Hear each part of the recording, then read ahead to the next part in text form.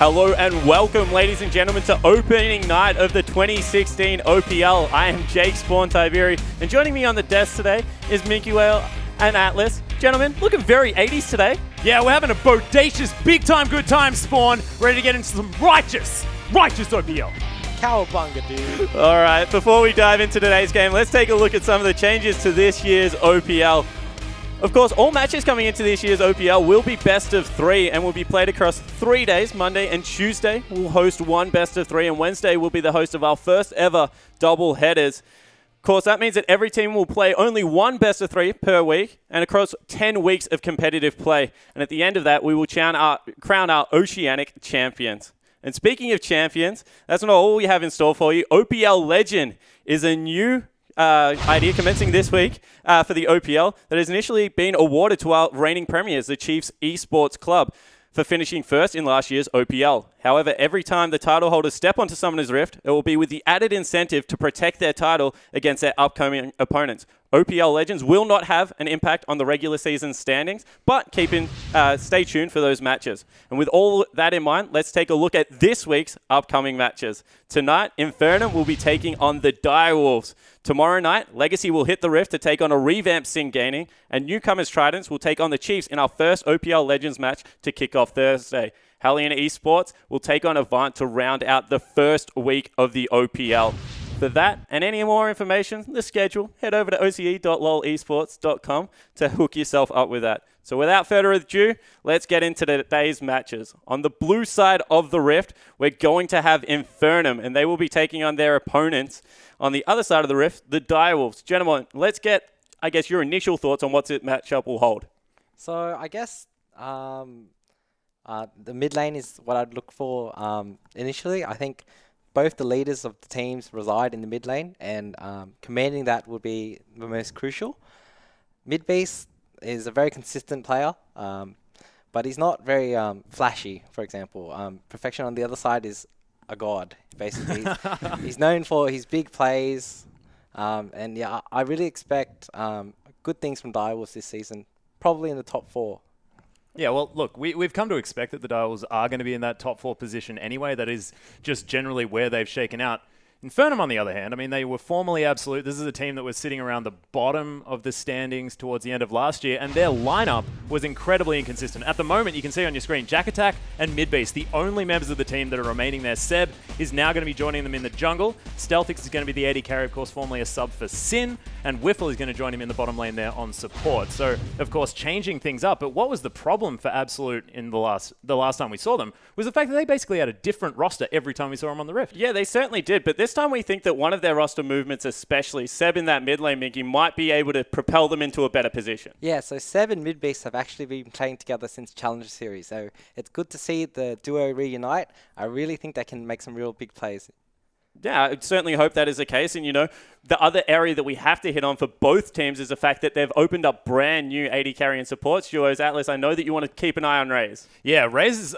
Look, one of these players that has a lot to offer. Of course, we've seen him big players Ocean. He's had some big plays over there. This guy is someone that we've seen a little bit, but of course, Cuden's relatively untested here in the OPL and the Oceanic scene just in general. So we'll see exactly what's going to go on there. But let's have a look at the entire Direwolves roster. First up, Sharp is going to still be in the top lane. Sybil, of course, remains in the jungle, and Fantix, formerly Perfection, is going to be there in the mid lane with Raze and Cuden, like we were talking about there, and support and AD carry. Yeah, so that is the Direwolves roster. We expect big things coming out of these guys. We said top 4. One area that they arguably struggled in, Minky, I know that you loved playing against him last year.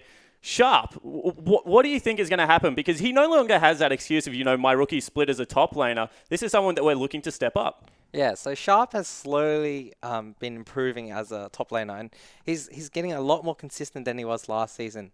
I really feel like he won't be spectacular, but he'll be, a very consistent pillar that the team can rely on. Yeah, and going up against a veteran like Jack Attack, someone that you've casted for a long time, Atlas. Yes. Do you think he has what it takes to run over the top of him? Well, you see, Jack Attack is never someone that's going to run over the top of anyone. He's always just sitting there in the top lane.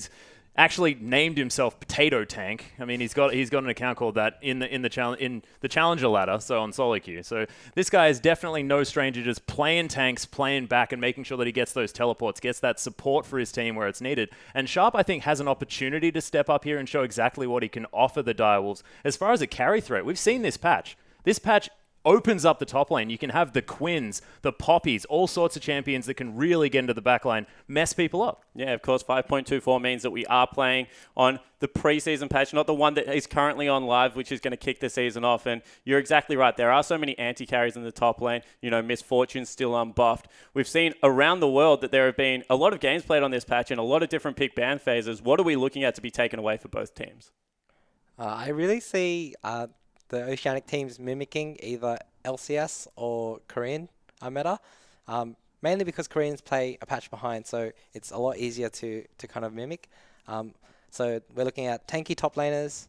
Bot lane will probably be Misfortune and Lucian, most contested, and mid lane will probably be a Pokey.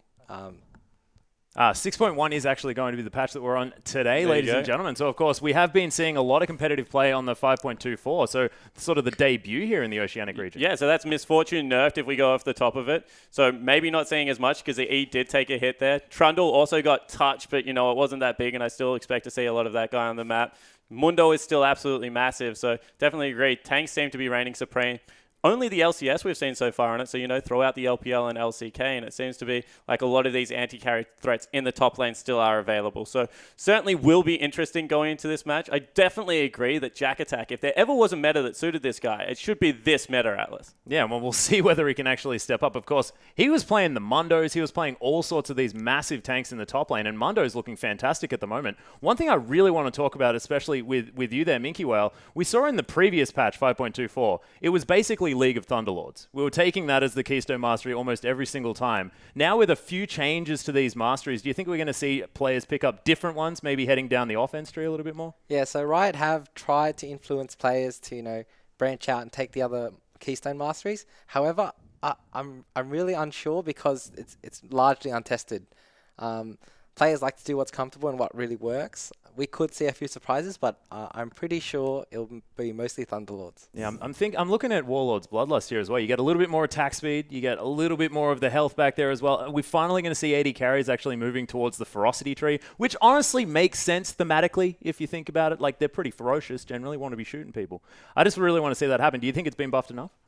I think maybe Warlords, but it's very, very situational because Thunderlord's just so strong. It scales with levels. It's just consistent high burst damage, and it works in any stage of the game, really. Yeah, so certainly looking to see if there is any change up there. Grasp of the Undying, probably the only other mastery along with Thunderlords that gets a lot of play. And I guess the last thing that you have to touch on is the change in jungle, because it's not only the change of junglers, but the champion pool is completely different coming into this patch. You know, Kindred has been released, probably the first 80 carry jungler we saw, but now there's Graves added to the mix. Seb, very new jungler. Sybil loves the aggressive style. Who does this suit further? It's really hard to say because... It's really hard to say just because, you know, junglers, you know, anything really works at the moment.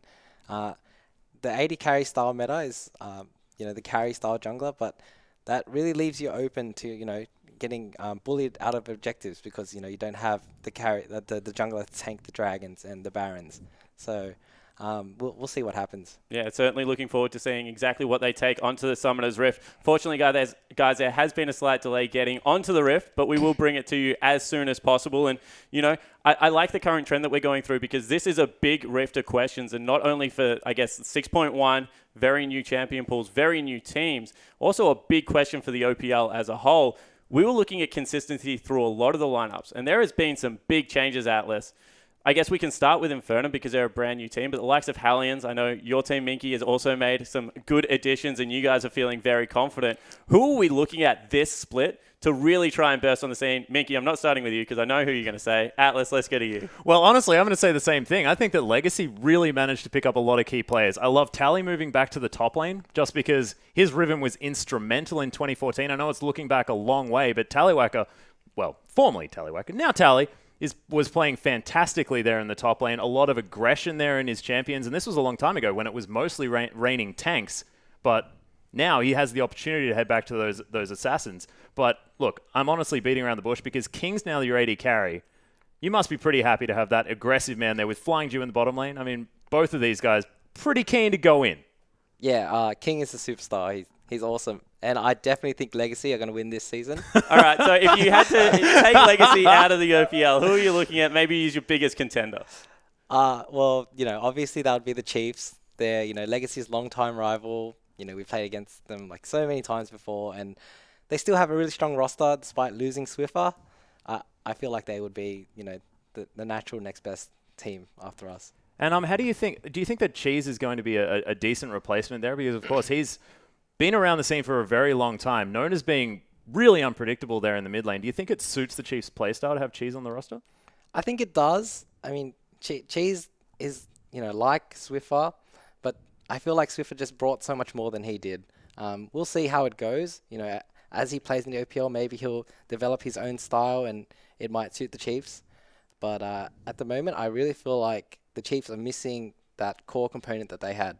Yeah, of course, when your captain steps off Summoner's Rift, always going to be hard to bounce back. Both Choose and Swiffer, although Sang Cheese's praised last year when they were on the desk, they said don't like playing against him, very erratic mid laner, does whatever the heck he wants. So we'll see if he's able to surprise some people. Sin is also a team, I guess, that we hyped up last year and maybe they fell a little bit short. They've got some good additions. Where do we think these guys are going to fall? The thing that I really like about Sin is that these guys are super hungry. They never stop screaming. These guys, even over Christmas, they were still practicing, going really, really hard, making sure they could get in as much as they possibly could.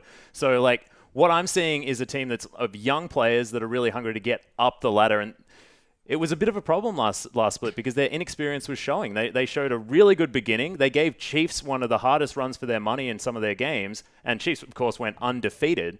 So this is a team that I believe we'll be able to get a little bit further this time around. And, of course, they've dropped one of their veteran players in Rosie. He was their top laner. He's back on the Chiefs as a substitute. Chippy steps into that role, a person that's been around for a long time but never got a chance. So Chippy has been getting a lot of praise from other top laners that I've heard about anyway. He's young, he's talented, he's got good mechanics. I think he's a great addition to Sin. I also think he's got a really good work ethic. He tries really hard. Scrims all the time, plays a lot of solo queue, and I think that suits the kind of Sin motto, of just working really hard and improving. Yeah, so certainly a team that we're looking at to, I guess, make that next step, progress out of their rookie split. A couple of teams that we haven't mentioned, Avant-Garde, completely new roster. Yeah. We don't even know what to expect from these guys because, honestly, they've put Dynamites under what was a top 4 contender and just completely replaced everyone. Yeah, and of course, the mid lane is where we're looking at the moment because, honestly, Kensti was a big part of that team when he was playing for the roster. So with him now gone and the fact that their mid laner that they really want to be playing for them turns 17 in a few weeks' time, Triple not going to be playing for the roster for the first couple. They're going to have Wrecked from solo queue, I believe, under a different alias, but we'll have to see what he actually decides to go with. But, of course, he's been infamous. In fact, I interviewed Swiffer last year, and Wrecked was one of the mid laners that he was saying was going to be very, very frightening heading onto Summoner's Rift, and he put him right up the top as far as solo queue mid laners. So, I mean, that could be something to look out for on the side of Avant-Garde, but really we don't know what to expect. Yeah, we certainly don't. New bottom lane, Destiny moving to AD carry position. What have you heard about that, Minky? Is there anything you can give us from scrims or how you've seen him being played? Yeah, I think the thing with AV is they have so many new players that there's a lot of untapped potential. I haven't seen very much of AV at the moment, but I really feel like they can get there throughout the season. Destiny himself, obviously he's a veteran. He's played almost every role so far, and yeah, he fits in wherever he's placed. So I think coming forward in this season, players to look out for an AV. Probably Malaz at top lane and Destiny in bot lane. Well, that sounds good. But guys, we have heard the players already. So without further ado, I'm going to toss it over to my evil twin and pastry time. Thank you very much, gentlemen. Loving the sweatpants here as well. My name is Julian Pastry Time Card. Joining me here on the casting desk, I guess, is Zach Rusty Pie. We're super excited for our first OPL match here. Best of threes, week 1. Direwolves going to be playing up against Infernum, formerly Absolute. What are we expecting here, Rusty? There's so many things that we don't actually know, a lot of unknowns, but of course, all been mentioned on the desk. We'll start with the top lane one more time, the potato tank only, as he was referred to, Jack Attack. He's going to be taking on Sharp, and Sharp, again, he's now a leader in this team. He's been here for such a long time, will have no excuse coming into this game. Needs to step up. Sort of had that, I'm the new top laner, but doesn't have that anymore. We're into Champ Select, of course, so Infernum going to kick things off on the blue side, Direwolves over on the red.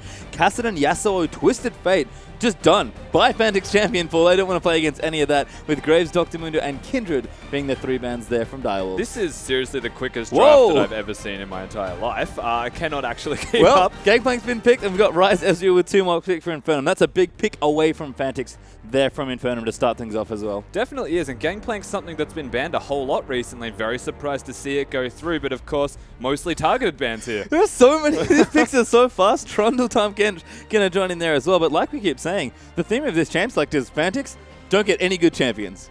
But they do have one that could be flexed to him right now. Like, in fact, they've got 2 that could be flexed to him right now. Ezreal and Rise, both on Direwolves. Sharp has been seen playing Rise recently, so don't be surprised if it goes into that top lane. But there is a real chance that Fantix, if given a good matchup, will play that mid. And we heard it from the desk as well. Fantix, formerly known as Perfection, you saw him play last year in the top lane, sometimes then in mid lane towards the latter half of last season. Excellent player, just so good and perfect almost in his play, which is why his old ID was so fitting. 2 more picks from Direwolves now, as they are taking their time. We've slowed down things a bit here in the draft after a lightning fast round of picks. At least being looked at here for Sybil. He does like his aggressive junglers. You know, part of me is happy they slowed it down because no one can draft that fast without reacting to what has been picked in front of them. Of course, we have to look at Infernum's first 3 picks. They are monstrous picks. Like, they are the biggest power picks you can possibly get. About big potato tanks. Video of the Tom Kent and the Trundle potentially as Elise Braum are the next 2 picks there from DW. Yeah, so Elise and Braum picked up an aggressive jungler here for Sybil. Should be able to match that of Seb, which we know he does like to be aggressive and get in the face of people, is a big Lee Sin fan. So a smart decision here to go for the Elise jungle so well. Very rarely will you see an Elise get invaded because her dueling is so strong. Yep, makes sense there. So you do have actually the draft done for Infernum. Lucian and Nidalee going to round things out for them, and Dial's just 1 pick left now. Yeah, I mean, that's honestly a ridiculous draft. The Nidalee to round it out, of course, we are on 6.1, so that does mean Nidalee in the jungle is something you'll likely see a lot more of. She is very strong at the moment. Her clear is still the same as it always has been, but she's also up there with dueling potential against what is going to be this Elise. I believe that juicy new jungle item and changing things up a bit, so Nidalee going to get a bit of an indirect buff there. Dial's, though, do need something here. They're missing either a solo laner or an AD carry. I can see them flipping through a couple of ADs now. And Raze, we've heard it. He's this young, up-and-coming player, very talented. Big first game for him here, and he's going to have to take whatever champion he decides and make it look good. Absolutely right, and he's got the Braum to back him up, so Kuden's going to be able to protect him with whatever champion he decides to play in this particular matchup. So no real concern, nothing to be afraid of in laning phase, but of course they've opted towards that Corki. Yep, so they do have Corki now. It's a champion we have actually seen mid lane a few times as well. Every now and then he sneaks in. He's not a typical AD carry, whereas you look at Lucian there for Stealthix, much more typical of this patch, but lots of things to discover here on 6.1. You can see some of the champions going around. It will be even based on the Gangplank by the looks of things. And we finished a draft, Rusty. Who do you think is come ahead here? 6.1 does have a lot of new stuff on it. It's hard to say. I think it comes down a lot to the jungle pressure in this game. You've got Tahm Kench against Ryze. Ryze can get out of hand and snowball very quickly, but so can Tahm Kench. If he ever gets ahead, there is no way that Ryze can actually lane against him. So Sharp needs to be very careful with his laning phase. The middle lane is just as snowbally with a Gangplank, who at the moment you would have to say is very strong with that Grasp of the Undying and Bandit combo, where you just get free gold for killing them instead of the minions. Sounds good. As we are going to have Midbeast take there. And there is also a pick away from Fantix, I believe, who's been going through the Gangplank and solo queue, really ripping people apart. Again, we can see that he is going to get the Ezreal as well. So you're right. It is going to be that mid Ezreal, of course. So we've seen a lot of this, I feel like, on this patch and the patch before it. Lots of 2-3 AD comps with a couple tanks either side as well. Yeah, definitely. The meta seems to be the exact same in 6.1, or from what we've seen of it so far, compared to that of the LPL and LCK. So picking those 2 massive frontliner tanks, or at least one, and a self-sufficient type of champion such as the Alistars, to really round out the team comp and let the backline do damage. Yeah, we can see the team comps here for both sides. Don't forget to get on Twitter, use the hashtag IamOPL. You can vote for either INF win or DW win if you want Infernum or Dial's to have your support behind them with the tweets. But comps look good, I have to say. Players have done their homework. That the first 30 seconds of their draft were so fast that it's good to see the players prepared here for game one. Absolutely right, and they should be prepared coming into this. They've had some time, they know who they're going to be up against, and just like that, we're ready to get into it. Certainly are. We'll get ourselves onto the roof for our first OPL game of the season, actually. It's nice to be in 2016, Rusty. Infernum taking on Direwolves, with Infernum over on the blue side for game one. Fantix going to hit a ward right in the face, but we do have a 5-man invade here, actually, from Infernum. Just going to get some deep vision down. And Phil Sharp, he's maybe stranded here, hanging out in the top left-hand tri-brush. And this is deep vision. Whiffle going to go all the way up top here and get a very deep ward down, potentially spotting for that lane swap vision. Yeah, so they've placed the ward there, and interestingly enough, I don't think that would reveal someone if they were trying to lane swap. So another ward has been placed a little bit deeper into the lane by someone else to prevent then any lane swap from occurring. The thing with that, though, is Sharp's already out. Sharp is in the lane, ready, sitting there, so they don't actually get any information from this Infernum. In fact, they just have to make that blind guess. They don't want the lane swap, and they're not going to be against it. Yeah, smart play there from Sharp, actually hiding in that tri-bush and then sneaking into the top lane.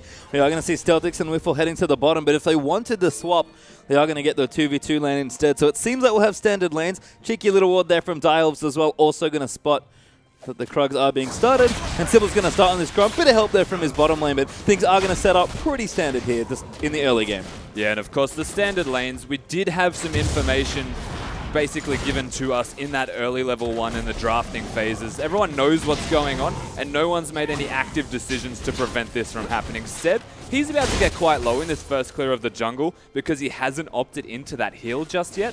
So around level 3, once he finally gets the heal, we might see some gank attempts from this Nidalee. There's a very low chance of it, though, based off where he's starting. Yep, both junglers actually on the blues right now, so we'll see where they end up and if we go for any early ganks. Elise especially pretty capable there. Nice little bit of harass there from Raze as well, using that phosphorus bomb at level 1. Kuden actually staying pretty far back here, just hiding himself in the brush. See a Thunderlord's proc there from the Lucian as we pop into the mid lane. Ezreal versus Gangplank. It feels like I haven't seen this one in a while. Well, that's because you very rarely ever see a Gangplank in a game. True. He has been banned so often in every single other pro league that we've seen it maybe once, and that one time we did see it, it actually lost. So a very interesting decision. Mid-beast, of course, every mid laner should know how to play Gangplank, as should every top laner, so not a surprise for him to pick it up. But we'll see if Direwolves actually know how to deal with it. Well, I guess, as I said, Fantix has a lot of play on it personally, but it doesn't necessarily translate to a team experience. Seb here, like you said, getting quite low, but he's going to clear through the jungle very quickly. You can see Sybil now actually nice and healthy, of course, with as Elise. Going to clear out the Scuttle Crapper and maybe even look for a look top. And interestingly, this is the major difference. Of course, you're trying to start on your weak side of the jungle, work towards your strong side, and look towards that gank. The thing with that is Seb, starting at his blue buff, isn't going to get a massive leash if he was otherwise with his bottom lane. So very low. I would be surprised to see if this aggression continues past where he is now. Well, it does spot the Scuttle Crab, so just going to take that for a bit of extra XP and stay relatively healthy. Does have the heal skilled up now. Bottom lane, nice pillar there, but where he's going to be able to last hit relatively easily under turret here with a bit of help from Kuden. So not looking too bad here. The lane's actually fairly even across the board. Even Jack on the big tank there, and Tom Kench getting shoved in early on a bit by Sharp, but no struggles at all. Again, lots of farming in the early stages. Yeah, absolutely right. We're looking at an Ezreal against the Gangplank, so if we want to talk about farming, that is the massive lane to do it on. Top lane as well, they do want to scale a little bit. You're looking at the Balmy Cinder type of power spike for Jack Attack to deal with the wave clear that will inevitably come out of Sharp once he gets the tier on level 6. So scaling mid lane, scaling top lane. Nidalee always wants to get a bit of farm, so as spears start to chunk people down, they're okay with farming themselves. And the bottom lane really is the only questionable one because they can spike a little bit earlier. Yeah, well, taking it easy so far at least, as we had a fairly quiet first 4.5 minutes. Mid-base setting up some kegs now. Nice auto there from Fantix. Just going to make sure he clears that out of the way, but once again, shouldn't be too bad here. Kuden jumps in, looks for the Q, will miss it there onto Stealthix, who's with a nice sidestep there just to the right. Sybil now doing a bit of counter jungling though. Actually going to take away the Raptor camp, although mid-base does want it. Sybil will smite it away and just get away with robbery. And Sybil one level behind Seb at the moment. Does need to tread slightly carefully, otherwise he could run into a very awkward situation. Seb doesn't spot him, but Sybil knows. Oh, never mind, they do. Gets out of the way. Actually a ward right there. Little Narcy with the Raptor buff that he stole away. Will clear it. So a nice little bit of early vision here. We've talked about it a bit, but vision in the preseason, much harder to come by these days. Definitely is, of course. Only having the pink wards is something that you can purchase. You need to be very careful with those vision trinkets and where you're placing them down, or you could run into situations where the junglers will come up to you. One thing I want to touch on right now is the difference between these mid laners. Fantix being ranged and having that natural early advantage is putting him in a very positive situation against Midbeast, who seems to be a little bit stuck under his turret. He does, getting pushed in and falling behind a bit in CS. We've talked a lot about Fantix's mechanics, so looking good there in the early stages. As Sharp does TP his way back to top lane, but he has a tier to start stacking up as well. So again, the scaling here for Direwolves, they're more than happy to sit and wait, but Infernum are probably just fine with the early gentleman's agreement. Absolutely right. Of course, I don't know if it's a gentleman's agreement, more of a neutral stance at the moment. They do want to kill each other. Don't get that misconstrued. They just haven't found a way to do so. Hopefully they find their way in. Of course, a different decision here from Jack Attack with his itemization. Didn't want the wave clear from the Balmy Cinder. Instead, the Spectre's Cow to survive the burst out of Rice. Yep, I mean, not too bad here. We'll shake off some Elise damage as well, so fairly safe in the top side, but that's relatively true of Tahm Kench, I think, as a general rule. Petition to change his name to Jack Attack. Jack Is that a Attack? thing? Maybe. We'll have to see. See if we can hook that up there as Sybil does find a pink ward. Going to clear that out of the way and put some vision down of his own. Now going to take the Scuttle Crab as well, so getting a bit of early aggression down in this jungle. You can see Cinderhawk coming out now for Sybil, but of course, as expected, we will have Seb going for that more aggressive new AP jungle item. Yeah, absolutely right. The Runic Echo should be the item of choice here for Seb. Has the same passive, the unique passive, as Fantix actually killing them. That was very tight. That has ruined a lot for Midbeast. He now has to take poke if he wants to get farm, and actually really struggling in this middle lane. But as I was saying, the Echo's passive is the exact same as Luden's Echo for Seb, so he'll probably itemize towards a Lich Bane on his Nidalee jungle after getting that new item. And if you guys seen Nidalee jungle before, when she gets going with those items, does do a fairly substantial amount of damage as Fantix finally eats a barrel. So you can see he's still keeping the CS lead nice and high here for himself. 20 CS ahead, actually. Yeah. Nice and early in the mid lane. But yet to recall himself, so doesn't have the items to deal with the sheen on Midbeast on this gangplank at the moment. He's looking to stay here, and honestly, if he's going for a tier item, I would deem that as a mistake. That's true, actually. He's at his second blue buff rotation, isn't going to be able to stack that tier, has to recall. Yep, pretty much all the Ezreal mid we've seen recently has been blue Ezreal, and even Ezreal bottom when we've seen it as an AD carry. Yeah. So have to agree there. Fantix, kind of in typical style, is getting quite greedy Well, for a lot of this early CS. we do know Fantix waits until 20 minutes to come online no matter what champion he's playing, so this isn't really a surprise whatsoever yet. Not yet. Just going to clear these up. Blue buff helping out immensely, of course, in the farm battle, but seem to grow that CS lead rather than go back for some items. We'll see how that works out, especially if Seb is going to come around to that mid lane potentially, but Nidalee just farming up happily right now. Blue might go over here to Midbeast as well. He's going to start setting that up. Good ward there from Direwolves. We'll spot it, but unless the ulti comes out here, which is already used for Fantix to clear the wave, not going to be able to take this one away. And he does go back. It is a tier. And it there's took the him chin. quite some time to get that tier, so a little bit delayed on the stacking of that tier. Should be perfectly fine, as he definitely still has that blue buff available to him, as Whiffle's looking for Ooh, it. tag. That could be bad news there for the Braum. Passive does not trigger. Raze needs one more auto. Celtic's actually coming back in. He's got the culling. And Raze took a little too much damage there. Celtics probably could have used his ultimate there just to make sure they continue to poke them out and win that trade, but instead opts to hold on to it and saves it for if they fight again in the future. The threat of that ultimate being there is a lot more than it already being used for a bit of extra damage. Yep, and you can see Whiffle and Stealthix might start playing a little bit further up in this lane.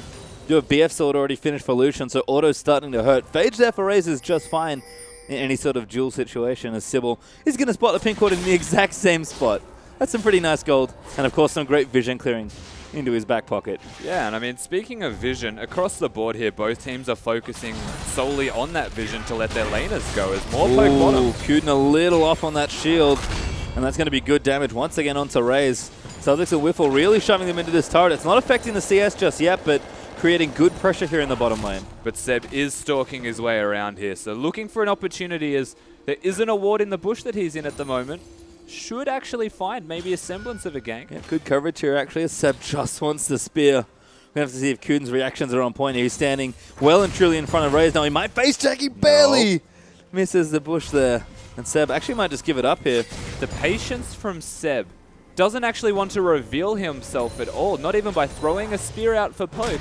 Instead, opts to recall, and they can play around not knowing where the vision is from Dial's not knowing if he's in that bush. But Sybil seems to have an inkling because he's stealing away the jungle. I mean, he has vision here, so he knows he's not at the Grom. At least can infer that information. So while he knows he's not, well, his bottom side probably is going to steal that away and get a big, hefty bonus there for stealing that. In fact, here come the Wolves as well. Sybil does not have his smite, though. Will Spirit will spot Sybil moving through the jungle as Seb going to clear that out now. Very efficient with that jungle enchant now that he's finished it up. Yeah, definitely will be. And honestly, I think Seb needs to start focusing this middle lane.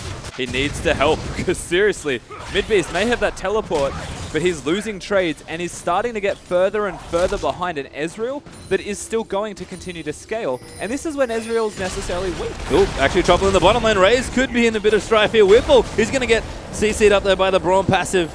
And good trade there back and forth. Cuden doing a nice job covering this lane, but Raze continuing to take a little too much damage in these trades. Stealthic starting to come up prime. Of course, the BF Sword against the Phage and a Mana Crystal.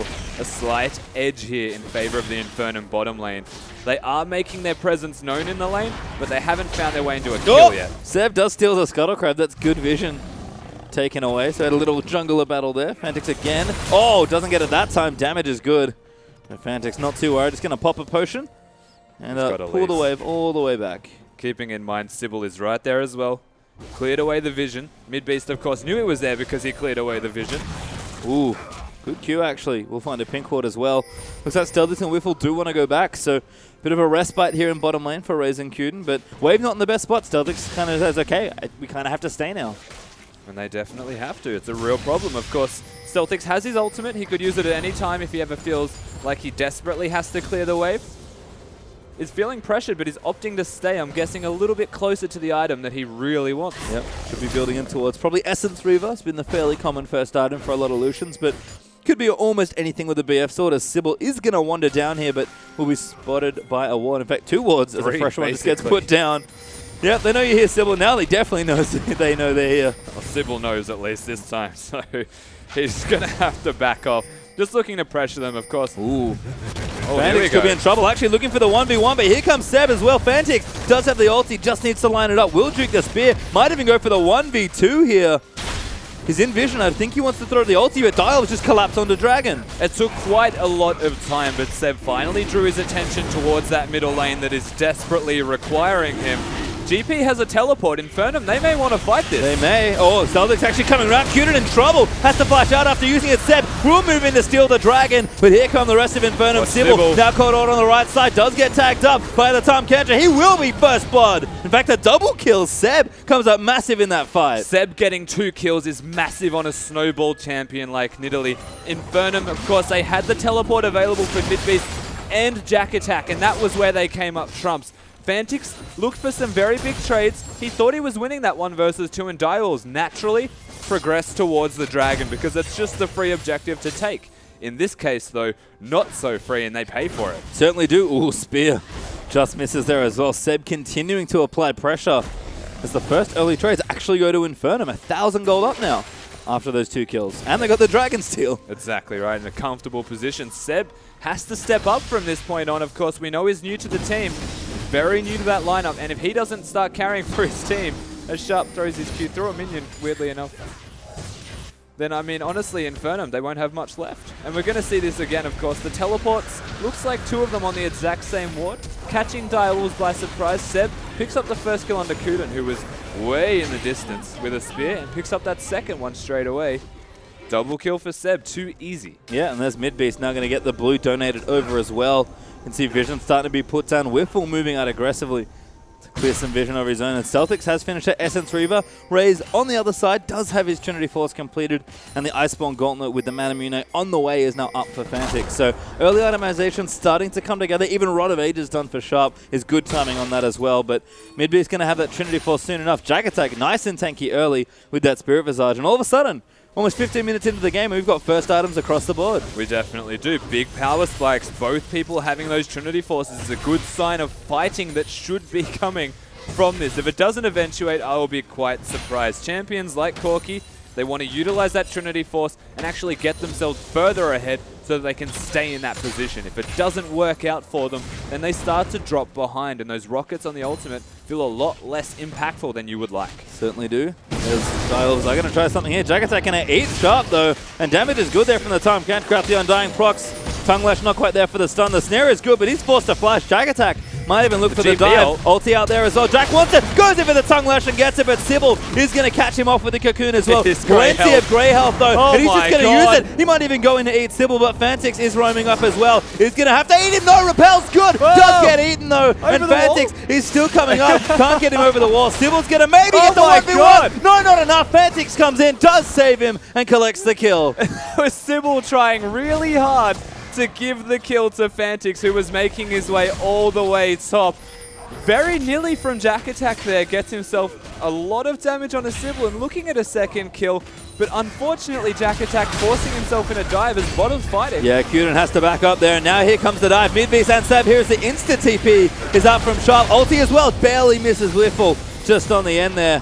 And Sharp has the TP because he needs to save his bottom lane. The most unfortunate thing about that dive that happened top was the way that the... Oh, you need to be careful. He should be fine. It's a blue Ezreal. He's going for it. No, barrels missed. Seb is going to be the next one. Fantix shifts out of the way. Dials don't really want to fight, just trying to play damage control. The aggression starting to step up in the bottom lane here as Fantix eats a spear. Why is he not respecting the Nidalee?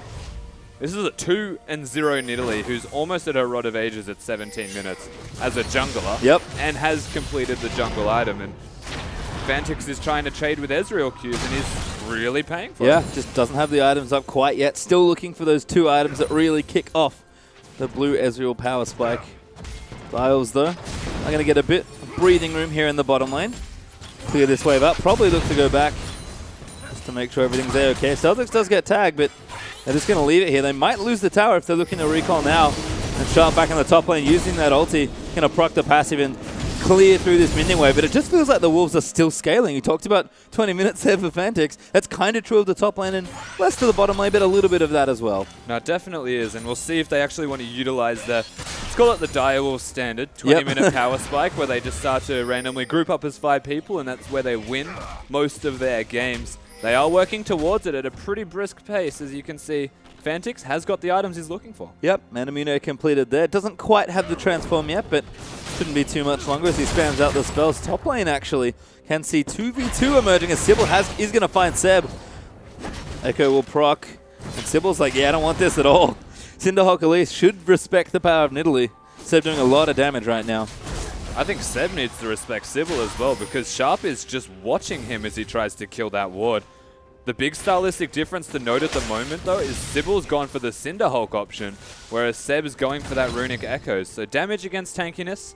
Of course, I will say the Direwolves need that tank besides Kuden. They don't really have much else. Yeah, no Alistar here for that sort of support tank that we see a lot of the time. And of course, we've got the Trundle and Tom. Yep, Packet is here. Does go over. Oh, no. Oh, Raze, welcome to the OPL. This is your moment. Straight into the trees there on that one, but he'll pick the plane up and be okay. Civil and Kuden are clearing out a ward together, so Dragon up in 20 seconds. I mean, the Dials are looking to get a bit more room around this Dragon area. You can see, other than that, Fantix going to pop the ulti, go in for mid-beast, but Trinity Force up, BF still here as well. Gangplank damage pretty much here at this point. Absolutely. The Gangplank is powering up, and he is in a very dangerous position. All he needs is that second item to be completed for the cooldown reduction, that Essence Reaver, hopefully. It might be going straight for the Infinity Edge, an aggressive option. You lose a lot of your cooldown reduction, but you get a lot more damage if those barrels crit. Certainly do. As continuing to farm up here in the bottom side. Just see a Zeal in for Stealthix now as well, so probably rapid fire cannon on the way as Seb is down here. 3v2 right now, ulti up from GP as well. Kuden barely misses getting tagged by that Spirit. Now they'll turn around. Stealthix hitting a huge amount of damage as Sybil's down here as well. Gonna try and turn it into a 3v3, but the culling is used. A spear will land, and the Direwolves cannot continue. Those spears do so much damage. Direwolves honestly almost could have turned that back around if it wasn't for Seb being there. He still hasn't gone back to get that Rod of Ages, so he's very close to being online one more time as Ezreal's ultimate hits the shopkeeper. That's a bit rude. Does clear the wave, of course. Oh, you got a notification for that now. Oh, hi Harold. See you, Harold. Won't see him today, or at least not in this game. Baron's reclaimed his land. That's true. Damn squatters. 7 Sybil once again at it, but that pink ward hotly contested as Seb is going to move his way forward. Fantix again with the blue buff, level 13. Cooldown boots done as well, powering up nice and quickly here. Again, really tight mechanics, taking out these Gangplank barrels.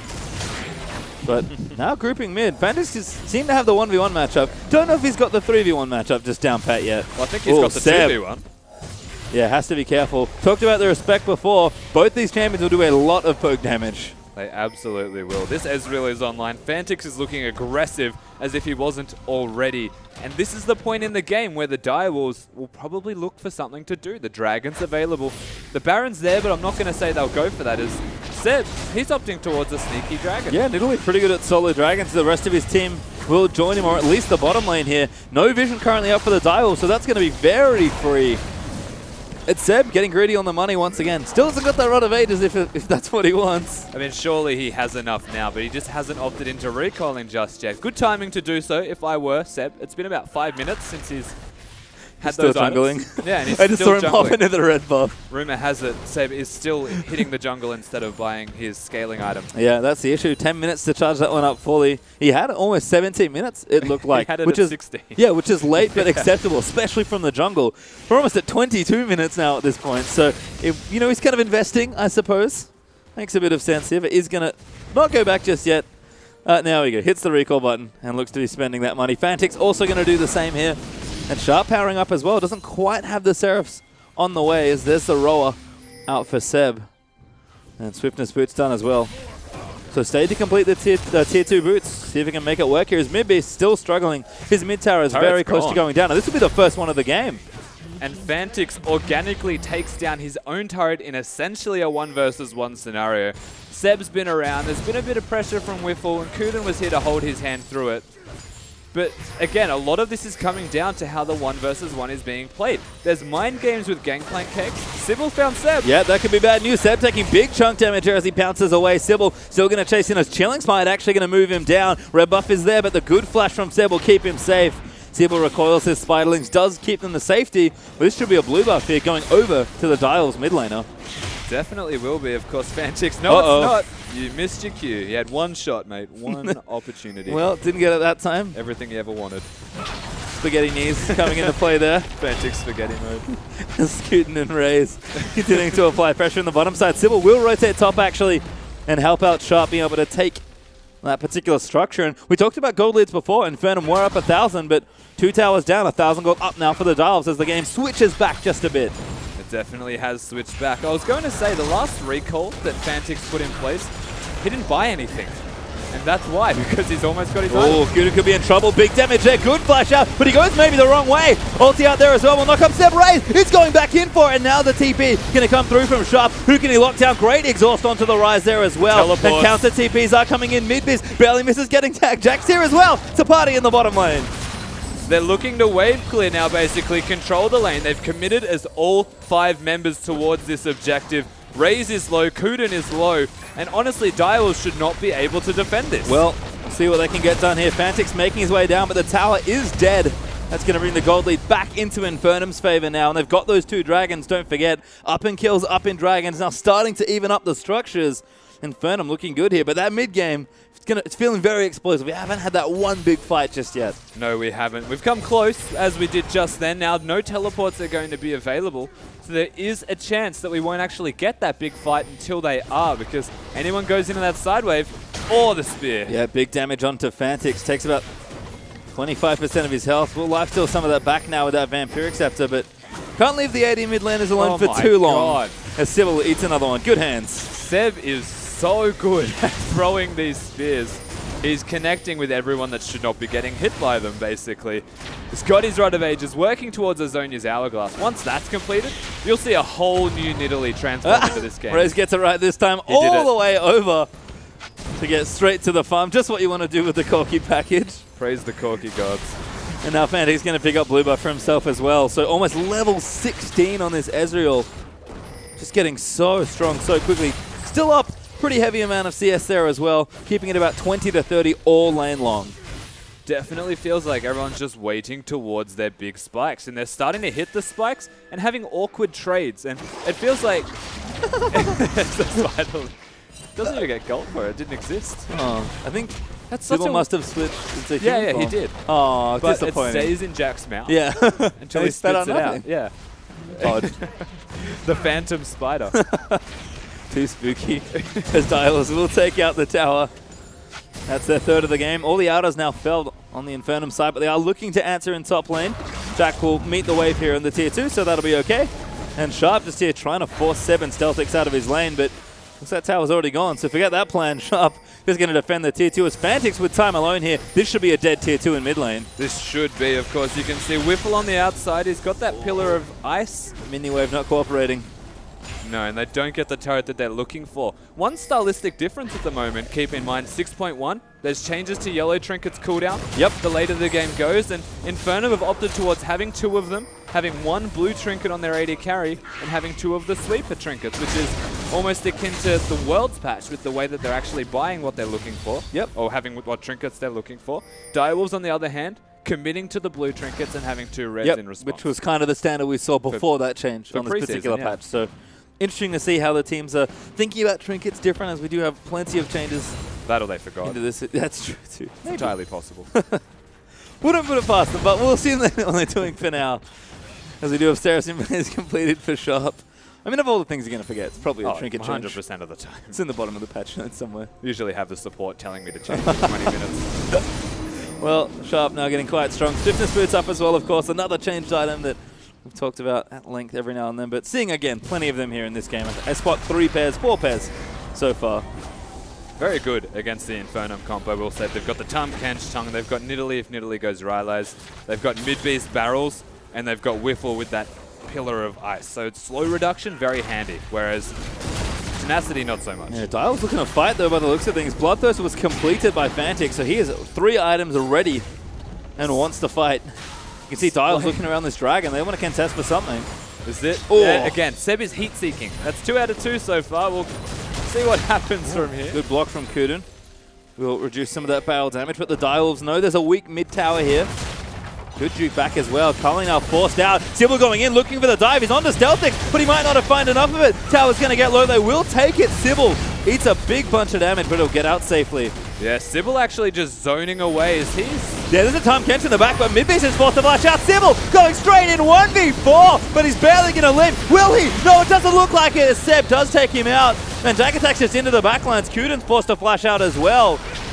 And that was almost a suicide mission from Sybil. It honestly felt like it. Twice in a row, Sybil's just placed himself in front of the enemy team. He is a tank Elise, so he does take a fair bit to take down, and he almost took Stealthix with him and blew the exhaust from Whiffle and the heal from the Lucian on Stealthix. So not too bad of a play, but Jack Attack was in the backline at the exact same time, and he's a bigger tank. There's no comparison. He had a very sneaky ulti flank, I believe, to set that all up. And this is going to be Dragon number 3 for Infernum. Starting to get really quickly towards the 3rd Dragon, given the tempo of this game. We're going to watch this again. Sybil, he wanted Stealthix, he just couldn't get him. Yeah, and he also confined himself into the crevice in that corner of the Wraith area. There's no way out from there. No minions are going to magically walk by and say, I'll give you a lift, bro. You're sweet. Well, he ought to use this flash to tower dive. Exactly. As they were pushing this in. is my problem with that. And the exact same thing happened from Kuden 2 seconds earlier. He had to use his flash to get out of the exact same crevice. It's not a safe spot. In fact, it's dangerous. Certainly not, but Dials at least get the tower. So we can look at that as maybe a win for themselves here. Gold again, actually back to even at this point with 4 towers to 2, but game very close as we've had pretty much 30 minutes of farming with intermittent action. 5 kills only in this particular point of the game. So that big fight we keep talking about could be around the Baron at this point, could be around the challenge for Dragon 4 or 5 for Infernum, but it's coming, and these champions are going to be real fun by the time we get there. And we mentioned the teleports being available, where they definitely are now. The last fight, Jack Attack used his ultimate to get in, opposed to the teleport. There's the option for a 1-3-1 here for Infernum. Yep, certainly is. Tahm Kench with the Barmy Cinder. Able to push out just fine. Fantix going back in again. Does have to shift over that pillar. Has to play a little bit more careful here. Raise off to the side. Way caught out here is Whiffle. Just going to go in here, but still taking good damage. Actually, might even go down. Trundle support, not that tanky. Trundle doesn't take much damage, but if you walk head first into a Corki, I feel like you will take a fair bit, as we're going to see Jack Attack back into this bottom lane. Just going to use that ultimate because the teleport is available. Yep, does have, I guess, the extra teleport spell there with the ulti and the summoner spell. So Sharp might be forced into a different lane, but you can see both teams almost trying for that split. Sharp and Jack Attack at different points, trying to push out those different lanes and get more of an edge on the map. Yeah, and again, the top lane's got a big stack of minions that Raze is going to go have to deal with, basically. Otherwise, it'll start being lost to the turret, and that's a lot of lost gold that the Direwolves definitely want to pick up. So, smart from Raze, but it's also a situation where Infernum could look towards that middle lane. Yep, you can see the rest of Dials grouping up here, defending pretty nicely, actually. That mid tower is nice and healthy. That's probably the biggest issue in this game for Infernum, is that they don't really have any good central points of attack. They've got the flanks there with the top and bottom outer turrets gone, but there's a big wide open space in their mid lane that Dials can try and exploit. So this is a situation where I honestly think Sharp can fight Jack Attack, just finish his Void stuff, he's good to go. Yep. He will absolutely destroy Jack Attack through that ult rotation and all of his spells. And this is where it actually gets a little bit tricky for Infernum, because look at Fantix's farm, look at Raze's farm. They are massive. Certainly are. Like, they are beyond massive. Well above the curve as well. As Raze actually just went back. Might have a package, but the speed is going out. Doesn't look like it. Fantix again are going to eat a spear, but Bloodthirster Shield doing overtime here. Yeah, so the counter has always been some kind of lifesteal. The overshield from the Bloodthirster is a very good way to deal with the Nidalee. Even if the spears connect now, they're not really chunking him through that overshield. So in a comfortable position here, you would have to say Direwolves is this will be interesting. I don't know. Oh, nice juke, but Sharp doesn't want the fight. I think he expects the rest of Infernum to be here. So Jack will scare him away, forcing the ulti out of Sharp. Sybil trying to get some vision, but again, this Dragon area has pretty much been owned by Infernum this game. Oh, very nice hit. The rest of the team comes in. Fantix now going to have to flash as well. Damage is massive, but the X-Trigger will proc. Culling is not quite enough. Fantix lives on 15 health. That is almost cruel. Infernum, they're going to get the turret, and they can look towards potentially the Baron or another type of objective here. They've got some time where Fantix has to recall, but instead, they want to work the bottom turret. Jack's already set it up. Yep. Wave has been pushed in, so they will move their way into this lane and try and pressure a bottom tier 2.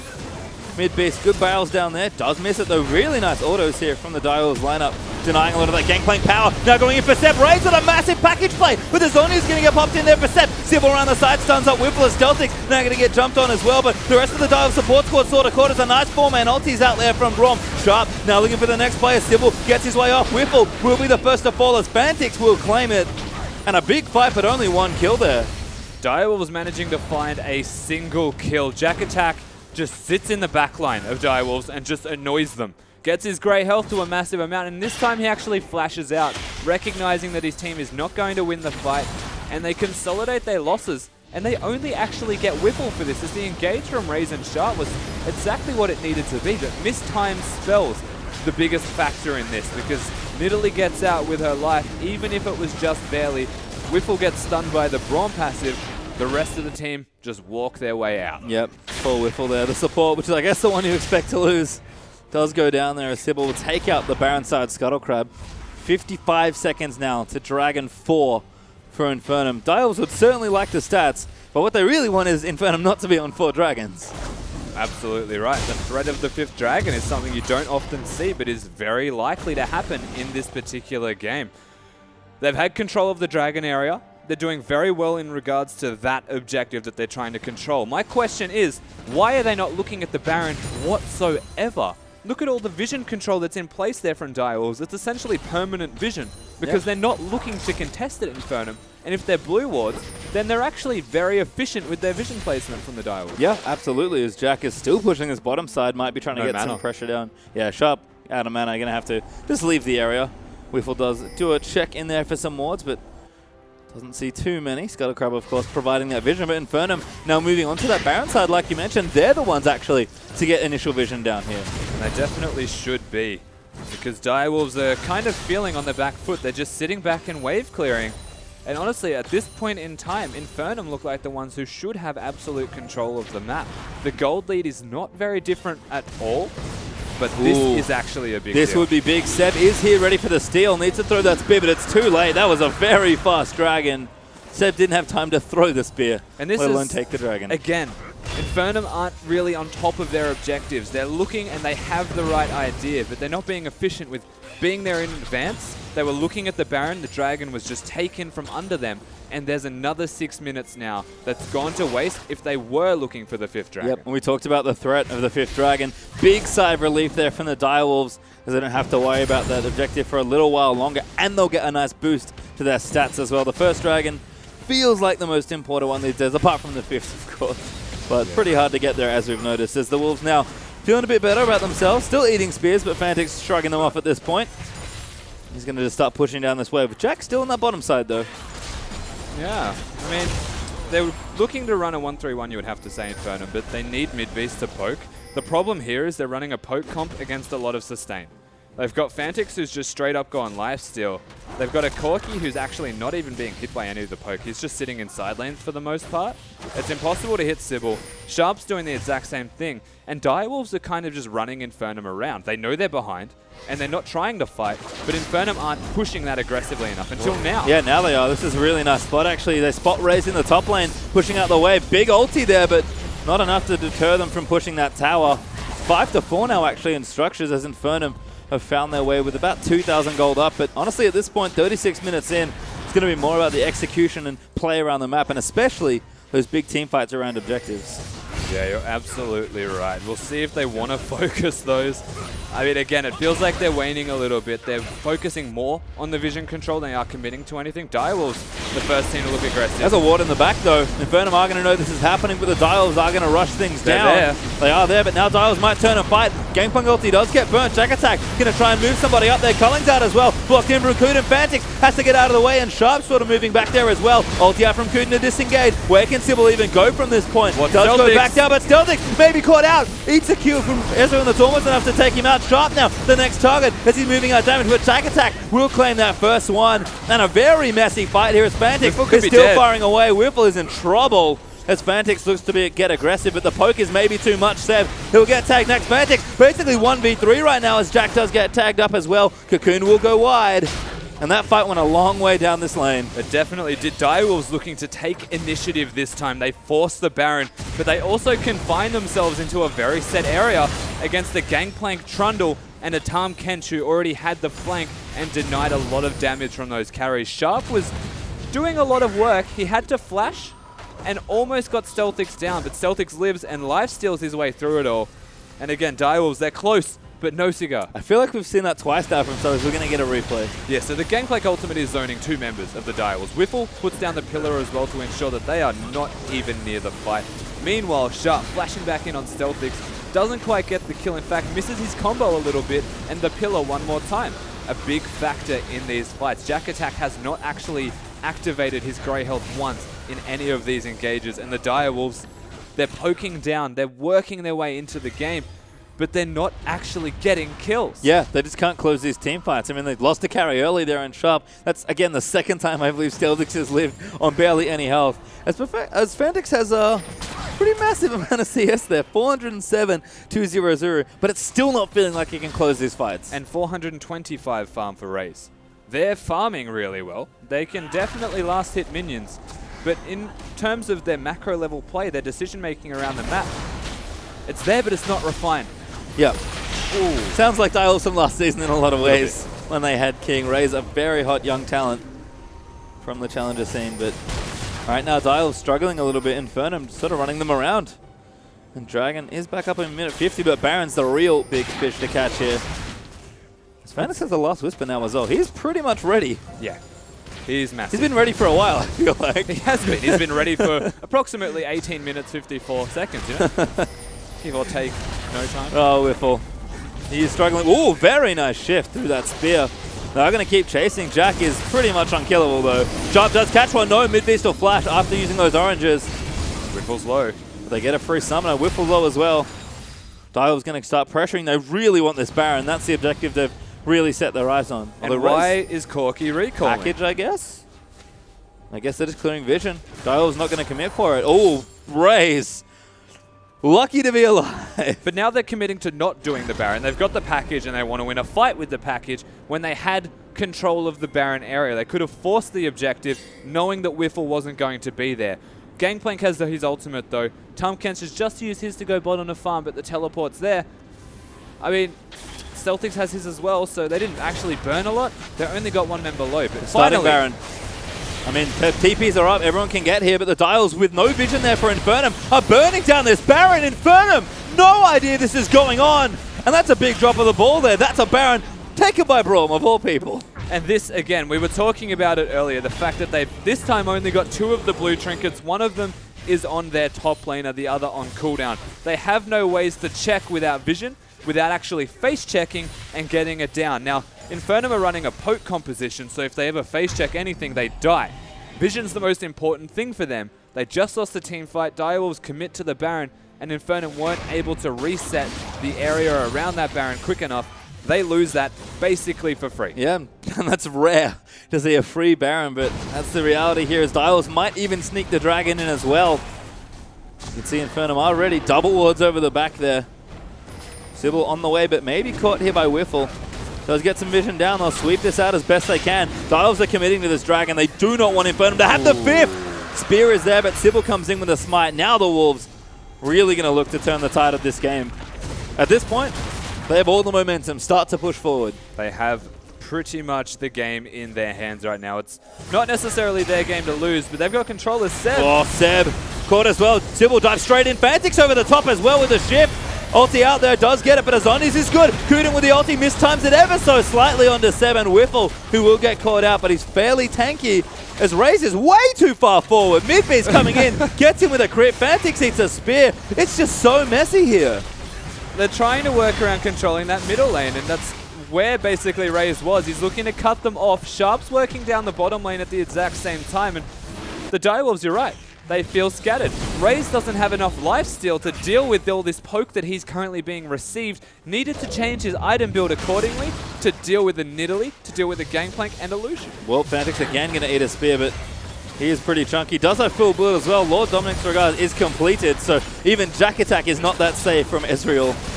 But you can see the wave clear there is good. Yeah, the cannons are firing away. This is a cannon army.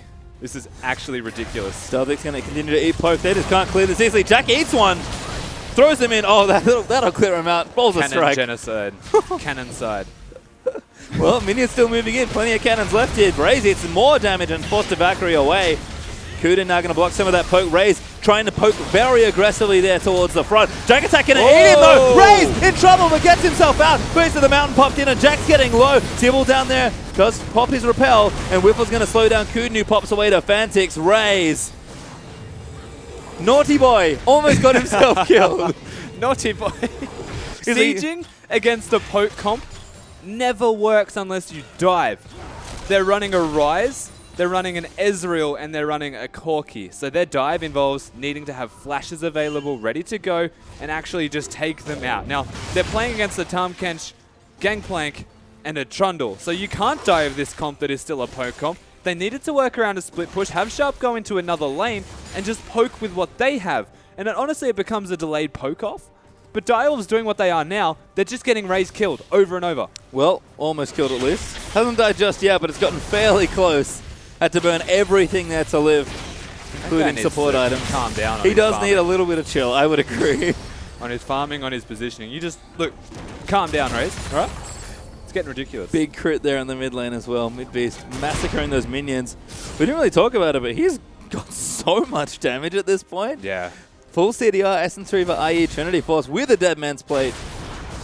You can see those barrels doing work. Towards a bit of armor as well in this build where you have to consider Ezreal does do a lot of physical damage.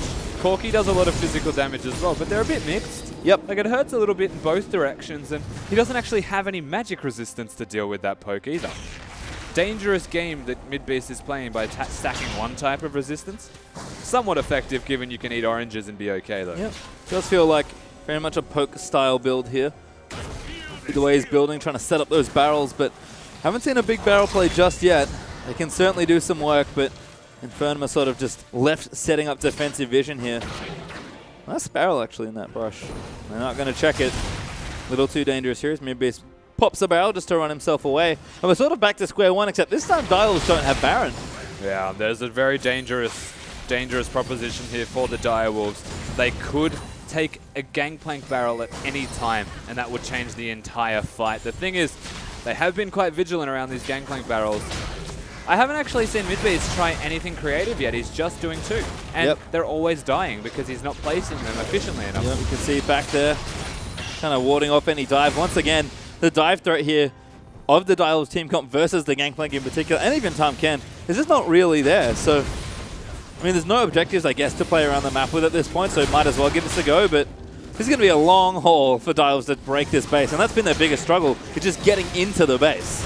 If it's worth Raze! it, oh my god, Raze, Oh, he might die here. That's the Valkyrie out. They're calling out again as Sybil's going to block it, but this is the chance for Infernum to start fighting. Kuden going to pop the ulti, but the Pillar's going to knock up 2. Kuden going to be the first target there. They will spot Raze as Midbeast takes out 1. Barrel there for the speed up. Sybil going to get chased. Pillar's there as well. Can't repel down to that Krog. Got pulled away by Fantix, I think, but he does get out with a flash.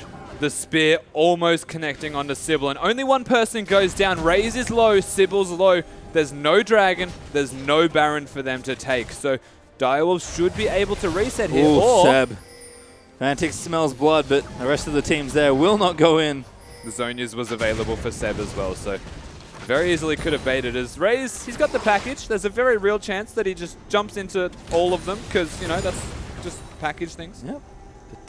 Actually didn't take that death. It was Kuden that died. He didn't die again. No, he got out with his life. A lot of overshield. What did hell he got back? On the Direwolves side. Yeah, well, certainly playing very aggressively is the young AD carry, but not getting punished just yet here. But like you mentioned, big objectives weren't up, so it wasn't a bad time to go absolutely ballistic, but he's going to maybe have to rein it in. Baron again, though, on the way. 20 to Dragon, 30 to Baron. And 47 minutes into this game almost. Like, he's got so much farm, he may as well stop farming. Yeah. You tell that to a young challenger AD carry, Rusty. What's the record? I don't know, but he's doing a good job here. 5:18 so far. 46 minutes.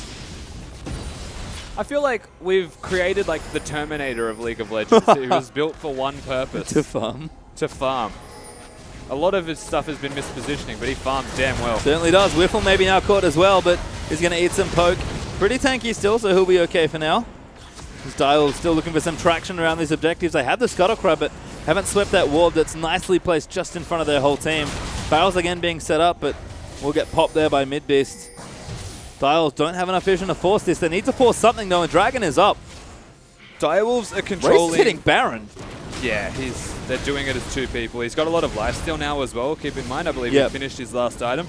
Direwolves, they're starting to force this in a very cheesy and cheeky This is really creative, but it's low. They do know the ulti's out. Has to get the Baron. Corki will secure it, but Kuden may be caught there. Jack attack going to go straight forward into it as the Ezreal ulti pops out. Jack is tanking so much damage. Grey health pop, and he's got a whole new lease on life. But the damage, it might not be enough. He will not die, but it gets awfully close as the poke there from Infernum keeps him safe. Nobody dies ever in this game. It's just so hard to tip the balance because they're 2 poke comps with a lot of sustain. Direwolves, they get the Baron. The Dragon's about to be up. It's number 4 or 3 for each respective team. Ooh, Fantix eats a spear, but again, not too much damage. Shop will TP out from base into mid lane. Direwolves are looking for a fight here. Just one team fight this late into the game. Could cause it. Sharp home guards his way forward, but aggro's the Dragon. Kuden pops in there. Here we go again. Drag attack back to full health. Gonna try and eat Kuden perhaps. Oh, Gameplay good barrel's good. Fantix aided. Whiffle on the side is taking trouble, but the tanks are just so massive here for Infernum. Raze goes a little too far forward. They want the Dragon. They will get it by the looks of things as Rise takes it. Whiffle now in trouble off to the side. Whiffle Eats might the be cocoon. dead. That's bad news. Do take it out. Sharp gets it after a crit, and Stealthix pops the culling, but it's too late. The Direwolves finally get their kill, and Raze has gone aggressively forward. Sybil is going to look to challenge, but hits a minion there with that cocoon. And Kuden, he's not done. The whole Direwolf squad are going to move in for it. Barrel is good. Fantix is forward. Sharp flashes in. Stealthix barely lives. Midbeast off to the side is low, but Raze takes him out. The Direwolves finally break them. They actually get the kills that they were looking for. The Gangplank ultimate was not in a position to disengage at all. Jack Attack's still here to defend, but they want this turret. Can't defend this, and Jack's now too far forward. Sharp does have the snare up. Jack can't live through all of this damage. Grey health not able to be popped. CC'd for too long, and Direwolves break the bottom side. They finally break the base. They're going to have to recall, but they've got that Baron buff available to them. As 60 seconds is how long Jack Attack's going to be dead for. Level 18. We're going to see this fight again. The kegs were great. Jack Attack does eat the wrong target, you'd have to say, with Kuden. And Whiffle overextends here one more time because they want to steal the dragon. Rise connects with the stun, Sybil connects with the stun, and watch the crits that continuously come out of Raze. He hits people once, and they lose half of their health every single time. Direwolves, they're in such a commanding position from this fight, and honestly, even the Gangplank ultimate was not enough to save them. It was missed position. Infernum, they're going to be really stuck in this position. You watch the replay, and it's crazy how long that fight went all the way down that bottom lane, but the Direwolves get what they want. They force a fight around Dragon after, I have to say, almost stealing that Baron out from under Infernum, and now in prime position to take what's been quite a marathon game number 1. The poke comp just isn't doing damage. The second Bloodthirsters are built. There's a Maw on the Ezreal. This should be Direwolves' game right now. They've got the Baron. And you can see now they're starting to shake off a lot of that poke. Face tanking a lot more here. Gangplank ulti just for wave clear, really. And the 80 carry damage between Fantix and Raze, this might be a bit too much. Jack is tanking what he can, but bottom lane's a problem now. Mid lane's starting to get poked down as well. It's only a matter of time, you have to think. That's a massive wave in the bottom side. It definitely is. That would be able to take a turret by itself, essentially. Raze again! So far forward, but a good block of the culling there from Kuden. And the Direwolves, they just have to be patient, but it doesn't seem to be in their playbook. There's honestly nothing that Infernum can really do. They're just trying their best to control the zone around the turret. The second Direwolves get a chance to break it, that could be an entire team fight that breaks out from it. Huge wave top lane too by the looks of things. So Direwolves have all 3 lanes prepped. They've got a gold lead, but it doesn't really matter. This looks like it. Good pillar to really slow those minions down. They're getting so blocked by the poor pillar, and they just can't get in. It's ridiculous. This is ridiculous. Fantix, oh, he gets one hit. That's the tower. Now Jack in a surge forward. Sybil dives in onto him, and that's going to be the target. Kuden pumps the ulti out, and the front line is down for Infernum. They'll move in for this in here. 4v5. Infernum can't defend at all. Not having Jack attack is their big tank member missing. All that's left is Poke and Whiffle, who dies very quickly. Don't let the Trundle fool you. He is not tanky. Direwolves, they're looking to that end. could be bad news. They are going to look in for it, but Seb pops his on, is off to the side. Sharp going to juke around the culling. Is that Nexus turret will go down. Infernum looking to counter-attack here, but the damage just might be too much. All they have to do is kite. They're going in for mid-beast now. He's going to get CC'd up there by Sybil. Sharp going to face take it. Seb will die without his Zonyas, and Direwolves keep getting pick after pick. Oh my god, Stealthix. Fantix in trouble too. One more hit might just do it. Gets exhausted, but the heals pop. Raze goes back and gets the kill there onto the Gangplank for a killing spree. And the Direwolves, it's pretty chaotic, but it looks like they can end this game. Stealthix does do so much damage, but Kuden's going to block it out. Fantix wants it. They go in for Stealthix, gets crit again, but he'll barely live once more here. Whiffle is going to go down there on the Direwolves in 53 minutes. Will eke out game number 1. Absolute insanity from the Direwolves. They looked so messy in their first game of the OPL, but Infernum, they had no answer to that team comp. And Jesus. The mechanics are there. Let me tell you, between the mid and bottom lane, we talked about Fantix, formerly Perfection, being an exciting player. Talked about Raze being this really hot up-and-coming challenger 80 carry. Looking good. But oh man, was it messy to get there. That took a very long time. A lot of questionable decisions from Raze, but Sharp came up trumps and he was consistent in what they needed. Well, it was a pretty long game there. We are going to get our experts' opinions and we'll throw ourselves back to the analyst desk. Wow, what a game. That was a nail-biter, and you have to say that even though Direwolves in the end ran over the top of Infernum, that was a very good start to the map for what is a very young team in Infernum.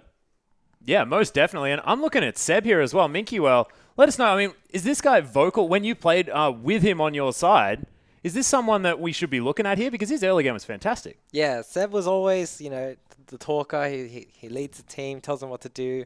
I really feel like he focused a lot on farming in the early game, and he got pretty far ahead. Once the dragon fight happened, he pretty much catapulted his team forward. They just couldn't capitalize, unfortunately. Yeah, so let's take a look at Seb's early game. I mean, he cleared the full of the jungle with only 3 potions. So he puts the whole jungle on rotation without a leash. He gets a 6-minute 40 level 6, which you're expecting about 7 minutes 20 to 7 minutes 40 around there when you're picking up your second buff. And then he goes to dragon fight, which I believe we have a replay for you guys, and just grabs a double kill, secures the dragon over the wall. This guy did it all in the early game. Yeah, he was really carrying them through, and I'm really looking for Seb to get this team moving forward. I mean, that game, this is, of course, a best of 3. So that Infernum now have an opportunity to look at that game, understand that it was the early game that they really had under control. They've just got to work out finding a way to get themselves into a closing position because they just couldn't break the Direwolves, and it seemed like they were just laning too well. I mean, Fantix, he was ahead in farm. He was denying barrels all over the place. He managed to take his turret on his own at around the 25-minute mark, really doing fantastic things on this Ezreal. They couldn't stop him. This is after throwing 3 bans at the dude. Yeah, it certainly was, but we do have the replay, guys, so we're going to pull it off here. So, Mickey, take us through this one, because you were talking about how good his target selection is during this little skirmish.